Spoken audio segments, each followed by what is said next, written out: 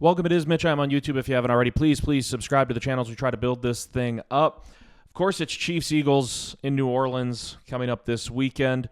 That gets a lot of the talk, the dialogue going on, especially on a national scale. But we did get some news on Monday morning that all-pro, all-world pass rusher Myles Garrett from Cleveland, Browns star player, is requesting a trade. I think earlier reports have said that, Cleveland's, not going to field calls. They're reluctant to listening to any offers. But as this thing will drag out, and I'm assuming it'll become tougher and tougher for the Browns to not get into the business of potentially trading Myles Garrett as much as they probably don't want to. Again, he's a premier pass rusher, one of the best in the National Football League. Probably at the tail end of the prime of his career, and we'll get to that in a few minutes here. But how does this all loop into the Green Bay Packers? Well, look at what Brian Gutekunst said in his end-of-the-season presser, first off, and we'll get to that in a couple minutes as well. You look at the Packers roster, and one of the big areas of need that they apparently have is on the edge at the pass rusher position. They really struggled mightily through large junctures of the season to generate pressure on the opposing quarterback, and they've invested heavily at the position. You talk about using a first-round pick on Rashawn Gary out of Michigan a few years ago and giving him a contract extension. 2 years ago, using another first-round pick on Lucas Van Ness out of Iowa, who has underwhelmed in 2 seasons so far, and then using it later on in the draft for depth pieces for guys like Kingsley Enagbare, who I think has been pretty damn good in his couple of years in a Packers uniform as well. But it's become an area of need for the Packers, especially after this year. It was puzzling. You look at the overall numbers, sacks, quarterback pressures, and they're not terrible for Green Bay, but that was in large part because a couple of big games, one early on in the season against Tennessee primarily, helped bulk those numbers up, because Green Bay went through stretches of the 2024-25 campaign where they didn't do anything in a full game when it came to pass rushing the opposing quarterback. And so it's an area of need. I wouldn't say it's an area of concern. It's just something that has to be addressed for the Packers. And if Myles Garrett becomes available, and again, he requested a trade on Monday, it certainly has to pique your interest if you're Goody and company and the rest of the brain trust for the Packers. So we'll dive into this and kind of the question, could Myles Garrett end up in Green Bay? What's the likelihood, right? The Mark Murphy angle of this, to me, is extremely fascinating, and some of you might think this is foolish. Others might roll their eyes at the idea or the notion of what I'm about to bring up. The draft in April is in Green Bay. This draft is clearly Mark Murphy's baby. He busted his ass to get it in Green Bay, succeeded in doing so. It's not as though the draft's going to come back to Green Bay in 2, 3, 4, 5 years. NFL's kind of making a tour. Different pit stops, different cities. We've seen Detroit. We've seen Kansas City. Obviously, it used to be in New York. We've seen Chicago, things of that nature.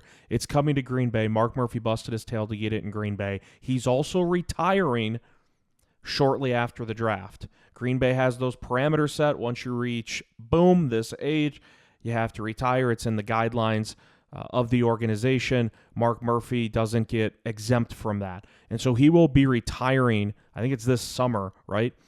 Shortly after the draft takes place. He has talked about the draft repeatedly, and rightfully so, the last couple of years since Green Bay was announced that they were landing it. He's excited for it. I get all that.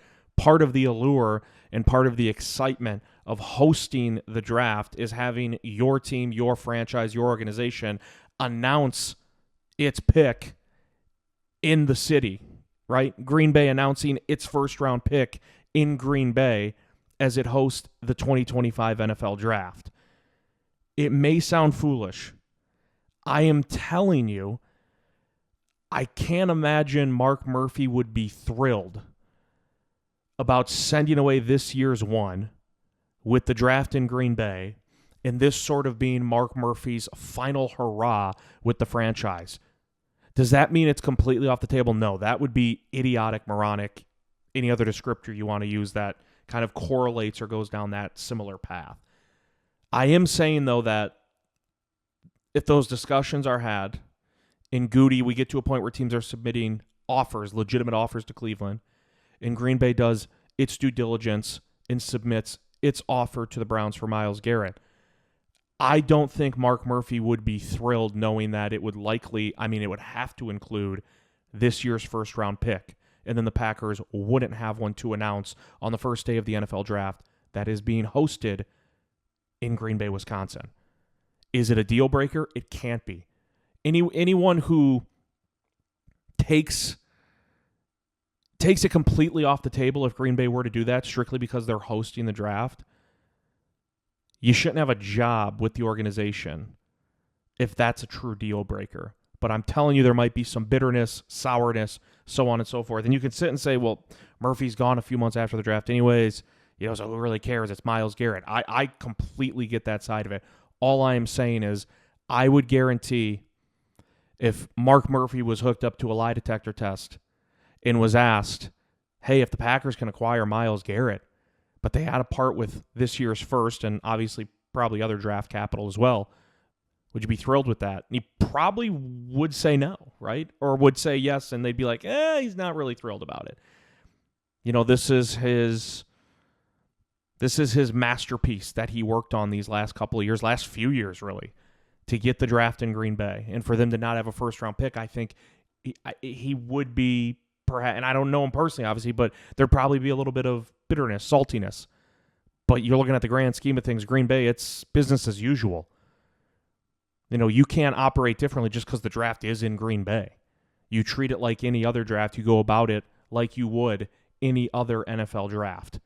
I don't think it should factor in. I don't know if it would. I hope it doesn't. Anyone in the front office that factors in that the draft is in Green Bay, and man, we really need to clutch onto these draft picks because we're hosting, I wouldn't want that in my front office, quite frankly. You always have to look big picture, what's best for the team, what's best for the roster, not, hey, we're hosting a 3-4 day party here, and it is going to be awesome. It's going to be incredible. But because of that, we need to hang on to all these picks. I don't think that's logical to do business that way. It is Mitch. I'm on YouTube. Please subscribe if you haven't already. Myles Garrett requesting a trade away from Cleveland on Monday. Packers have a clear need at pass rush. Could they land the all-pro player? Let's transition here to Goody's end of the year press conference, because I thought this press conference by Goody this year when the season ended was different than ones in years past.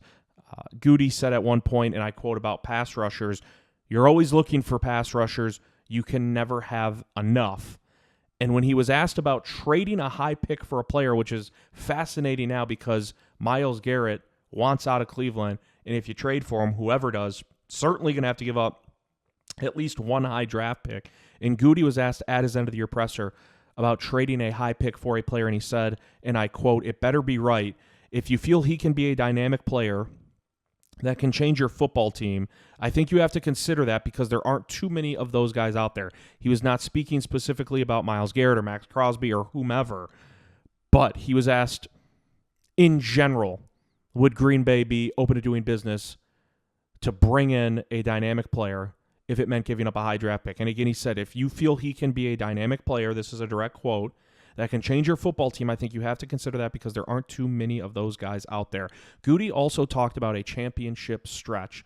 And in past years, at the end of the year presser, he's always, pushed off on the idea of, attacking a championship window right now. He always wants that window to be open. And this year, he said, slightly paraphrasing, I don't have the direct quote, but that he knows there's a chance right now for Green Bay to compete for championships, and that's their goal. And he said right now to compete for championships. They went out last offseason, they got Josh Jacobs, home run edition. Went out, got Xavier McKinney, home run edition. Goody might, and rightfully so, be feeling himself a little bit. Like, look what we just did last offseason, identifying top-tier talent, and it worked out immensely at running back and safety for Green Bay with those two signings alone. And now thinking, man, I could do that again, maybe with a trade. Look at this, Myles Garrett, we could use a pass rusher. A lot of teams could, right? But for Green Bay, it's a little bit different because I don't know how many teams feel they're as close as the Packers are and just need to not tweak, but just need to add at a couple of positions, and one of those is right on the edge. And now, oh, look, Myles Garrett wants away from the Cleveland Browns. And so Goody might be feeling himself a little bit. Don't blame him after getting Jacobs, getting McKinney, and both of them worked out swimmingly for Green Bay this past season and obviously hopefully going forward. But Goody talking about a championship stretch and that the Packers, he believes, are in one with this roster and what's in place. makes me want to believe that he will be as aggressive this offseason, and given the cap space that they should have, as he was last season when they went out and got X and Josh Jacobs. Does that mean a trade of Myles Garrett? It could. I mean, he always says they're in those conversations, right? So I would expect them, if Cleveland is taking offers, you would like to think the Packers would at least submit one. And Green Bay has been the youngest team. They've had the youngest roster in the NFL the last 2 years. And it's all fine and dandy, and they've clearly identified some young talent. You talk about Edgerrin Cooper, Evan Williams, hopefully Javon Bullard, Tucker Kraft. Like, you can go on and on with a lot of the young talent. Carrington Valentine is a 7th-round pick out of Kentucky, elevating to a starter status this year when Jair went down and playing very, very well. Hell, he started a lot of games as a rookie and played well, did Carrington Valentine. They've done a good job of addressing some young talent and getting some studs. We've seen that. Zach Tom, another one up on the offensive line at right tackle. Give him a blank check when it's time to pay Zach Tom, whether that be this offseason or next, right? You could always use some vets. With a team that's made the playoffs back-to-back years, Jordan Love's first year as a starter, second year as a starter, it's awesome to have the youngest roster in the NFL. And those guys, that talent that you've identified that has blossomed into something great, eventually they'll have their big paydays. But it's always good to have some of that veteran talent too, like a Xavier McKinney, who's still young and he's in the prime of his career, but he's not on a rookie contract. He's not in his second or third year, still somewhat getting his feet wet in the league. Josh Jacobs, cut from that same cloth when you talk about where he's at in his career compared to Xavier McKinney. So that's the other intriguing angle of this. If you're really that close, and Goody's talking about a championship spot for Green Bay to attack right now, are you more likely to get over that hump with rookies in this draft class, or by going out and saying, hey, Myles freaking Garrett is available? Probably the Myles Garrett route. Although, again, it could be unlikely. Mitch, I'm on YouTube. Please subscribe if you haven't already. Myles Garrett requesting a trade from the Cleveland Browns. Could he land in Green Bay? Let's look at the Garrett aspect of this, because obviously he's an all-world pass rusher, right? And he's good at stopping the run, too. Like, Myles Garrett does it all. Former number 1 overall pick out of Texas A&M. He does it all. Cleveland's got to be thinking, man, we have a blue chip player. We have a clear pillar of our franchise, and he wants out at age 29. This stinks, right? Like, that's what the Browns kind of have to be juggling. But are the Browns in a spot where even with Myles Garrett they're contending next year? Probably not. They have bigger issues. Bigger fish to fry, primarily go circle the quarterback position and the contract that they are stuck with all that guaranteed money going to Deshaun Watson. But take a look at Myles Garrett. He's 29 years old. He's super durable. He's played at least 16 games in each of the last 4 years. You trade for Myles Garrett, he'll want a contract. I think he has 2 years left on this deal. He's 29. He'll probably get one more big deal. I don't know if it's 4 years, 5 years, whatever. It'll likely exceed $30 million. Rashawn Gary right now is on the books for what, like $25 million a year? He came on late. Overall, grand scheme of things, it was a pretty underwhelming season for Rashawn Gary in the green and gold. Can he bounce back? You would hope so. I think if you call a spade, Rashawn Gary has not turned out to consistently be what the Packers thought he would be when they drafted him in the first round out of Michigan. And so if you trade for Myles Garrett, he's going to want an extension. You're obviously going to have to, bend the knee to do that. You don't know what those negotiations look like, but a rough ballpark number is, probably exceeds $30 million a year on a 4-year deal, let's say, for Myles Garrett at age 29. And then you're paying 2 edge rushers premier money. So you bring up, like, would Rashawn be included in a trade going back to Cleveland? Would Cleveland even want that? Would they be receptive to it? Who knows? But you'd be paying, top dollar for 2 edge rushers, one who you would assume Myles Garrett fits in every single system and is a lock to produce and be a havoc wrecker anywhere he's at, right? He wins one-on-one matchups. He can beat double teams. It just doesn't matter. Rashawn Gary, on the other hand, you just haven't seen the consistency. So that is an angle that matters. If you trade for Myles Garrett, he's going to want a contract extension, and a big one, and a well-deserved one, but you're already paying pretty good dollar for one of your edge rushers in Rashawn Gary. Would that make Green Bay pause for any reason? I don't know. I don't have that answer. The age element of this, I'll just say, to me, it's interesting. Myles Garrett is 29 years old.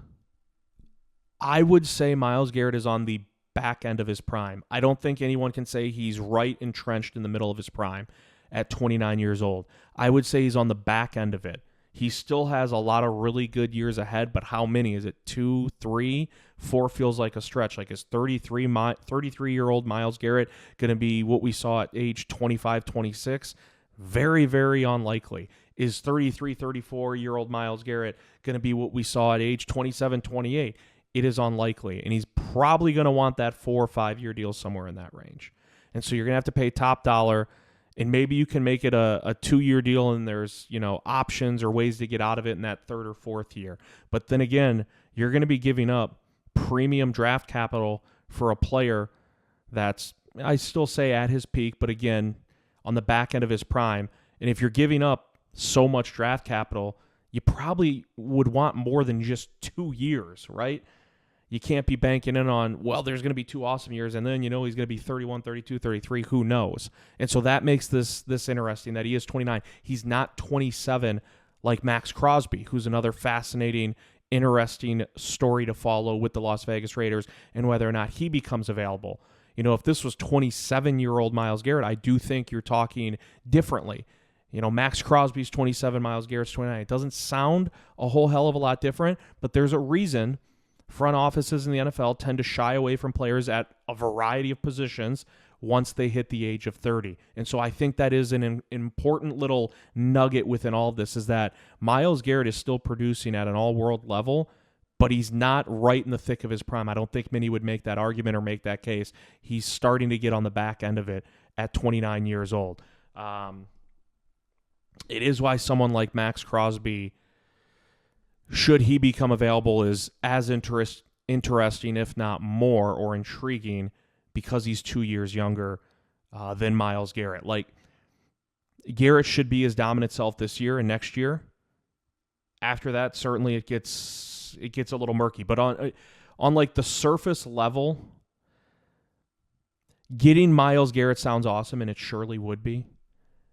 But it's an all-in move for any franchise entering the sweepstakes, given where he's at in his career. It just is. And you ask about, as we keep peeling back the layers of this, what would it cost? I can't imagine the conversations would start anywhere else but this year's first, and then more draft capital. I don't know if you can squeeze out 2 firsts. 3 seems a bit absurd, even for someone as good as Myles Garrett. But it would start with this year's first, and then what else are you offering us if Cleveland's on the phone talking to potential suitors in a trade for Garrett? The good thing for Green Bay, you would think Cleveland would want to do right by Myles Garrett and sort of set that tone like, hey, we're a franchise that does right by our players. Garrett said he wants to be with a Super Bowl contender. It's not as though like Tennessee is going to be calling up Cleveland and saying, hey, we have the number 1 pick. We'll give you that for Myles Garrett. Tennessee is a lot more than a Myles Garrett away from being even a playoff contender, at least in my opinion.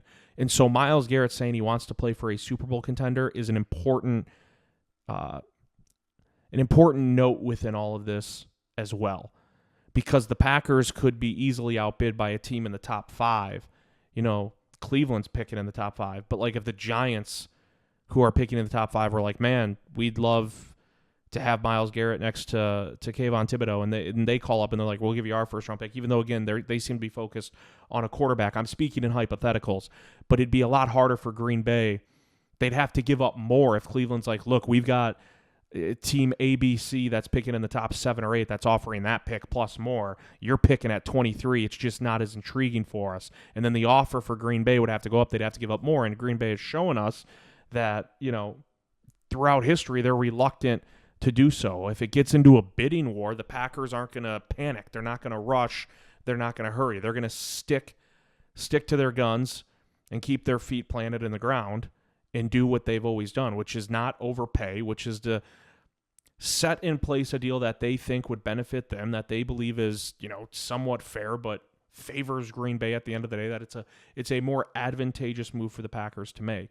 And so I think it helps that Myles Garrett's like, hey, I want to play a Super Bowl contender, because most teams that are Super Bowl contenders are picking at the back end of the first round, and Green Bay's sitting firmly at 23. So I do think that helps. I went back to try to look at a premier pass rusher in the prime of his career who was traded in what it went for. And one that stuck out to me was when the then Oakland Raiders traded Khalil Mack to the Chicago Bears. And so Khalil Mack was 27 years old in 2018 when the Bears traded for him. The Bears gave Oakland 2 first-rounders, a third and a sixth, and they received Mack a second and a conditional fifth.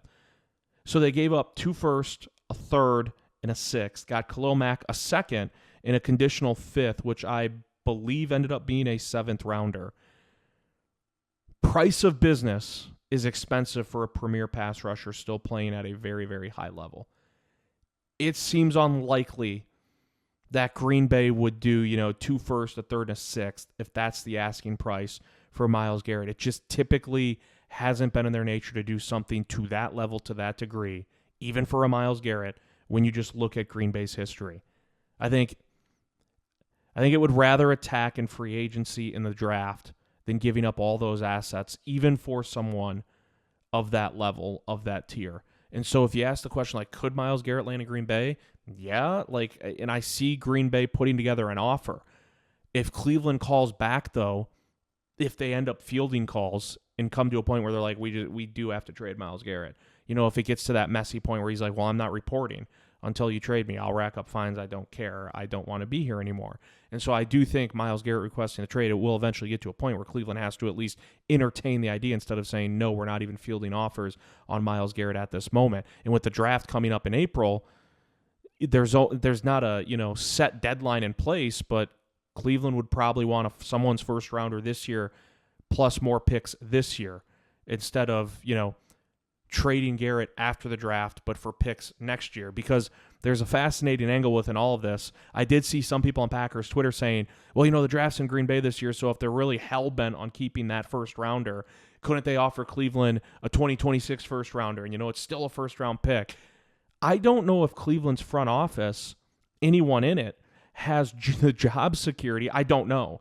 If they have the job security to the point where they can say, yeah, we'll push it back and make it next year's first rounder, or if they'd be setting themselves up for failure and they're out next year and a new regime comes in and has at least 2 first-round picks to work with. I don't think there's the flexibility. I don't think anyone's front office would feel comfortable being in the spot Cleveland is and saying, yeah, we'll let you keep this year's first. You're hosting the draft. Why not? Just start and give us next year's with 2026, and then we'll talk about other compensation as well. I don't think that'd be crazy for Cleveland to work under that idea, and it'd be, I think, even easier for Green Bay to be like, yeah, let's start with the 2026 first rounder instead of the 2025. It cost a lot for Khalil Mack. He was in his prime. It's going to cost a lot for Myles Garrett. Green Bay will typically dip their toes in the water with dialogue, maybe come up with an offer. But again, if this turns into a bidding war, this isn't what we just saw in the NBA with Luka Doncic and Dallas and LA working on a deal where Dallas, for God only knows what reason, started conversations with just the Lakers and were like, Anthony Davis, Max Christie, and a 2029 first? Yeah, sure. Why Dallas didn't start a bidding war for Luka, I will never understand that. And it's not taking anything away from the player Anthony Davis is, but I guarantee you a lot of teams would have offered a lot more than what the Lakers ended up having to give up to get Luka. That's not what's going to go on here. We already know that because Myles Garrett's announcing, hey, I want to be traded. Luka never announced he wanted to be traded. That went on behind the scenes, and for whatever reason, the Mavs worked with just the Lakers. Cleveland's not going to work just with Green Bay.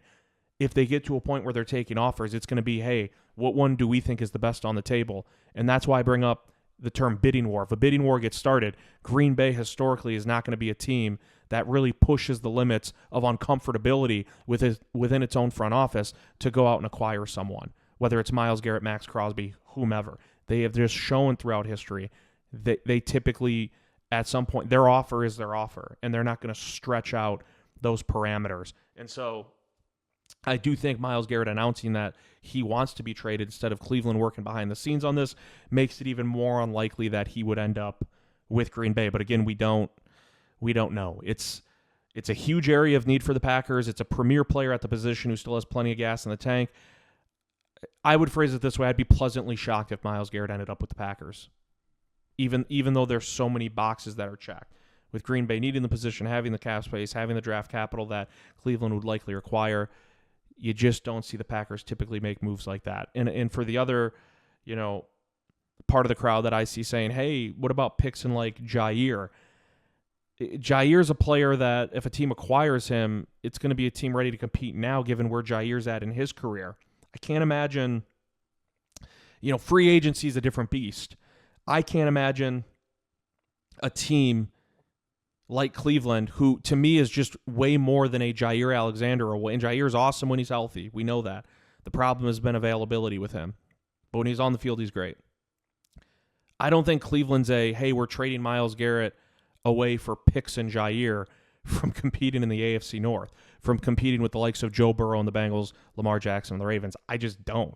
And so the timeline doesn't match up of where Jair's at in his career and where Cleveland's going to be at and where they are at if they do end up trading Myles Garrett. That to me just wouldn't make sense. It's easy as a Packers fan to say, hey, we don't know what's really going on with Jair and the Packers. Jair really didn't do an end-of-the-year presser at his locker. He said directly, I don't even know if I'm going to be here next year.